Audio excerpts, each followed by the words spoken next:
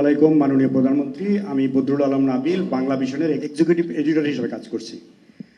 মাননীয় প্রধানমন্ত্রী, বিষয়টা কাকতালীয়। গত রাতের আগে রাতেই আমি স্বপ্ন দেখেছি আপনার সাথে আমি রাষ্ট্র সংস্কারের লক্ষ্যে কাজ করছি। আমি এটা ফেসবুকে লিখেছি, এটা নিয়ে নানা রকম কথাবার্তাও হয়েছে, তারপরে আমি দাওয়াতটা পেলাম। যাই হোক, আমি আসলে বাংলাদেশের পুরো জাতি আপনার সাথে আছে, কারণ মানুষের সামনে আর কোনো বিকল্প নেই এই মুহূর্তে।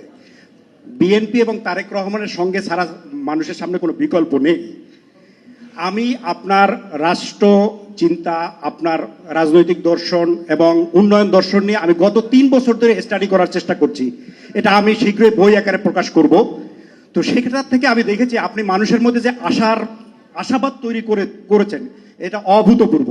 কিন্তু আমি একটা কিন্তু প্রশ্ন করতে চাই, গত কয়েক মাসে তৃণমূলের অবস্থা কিন্তু এটার চেয়ে ভিন্ন কথা বলে।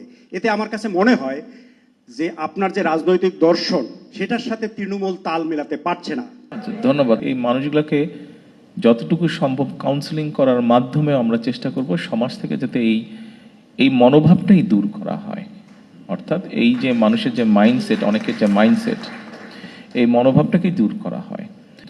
আর কিছু তো একটা বিষয় আছে, আপনি জানেন যে এই দেশে একটা আমাদের মধ্যে একটা এরকম সাইকোলজি আছে, কিছু লোক সবসময় চায় একটা সুবিধাজনক অবস্থায় থাকতে।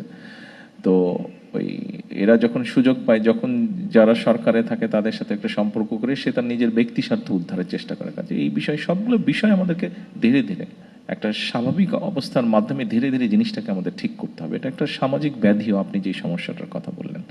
আমার কাছে আপনার উত্তরটা এইভাবে, আইনের শাসনটা অবশ্যই করতে হবে আমাদেরকে, কিন্তু অ্যাট দ্য সেম টাইম আমাদেরকে কাউন্সেলিংও করতে হবে, আমাদেরকে ওই মন মানসিকতাকে বের করে নিয়ে আসার চেষ্টা করতে হবে।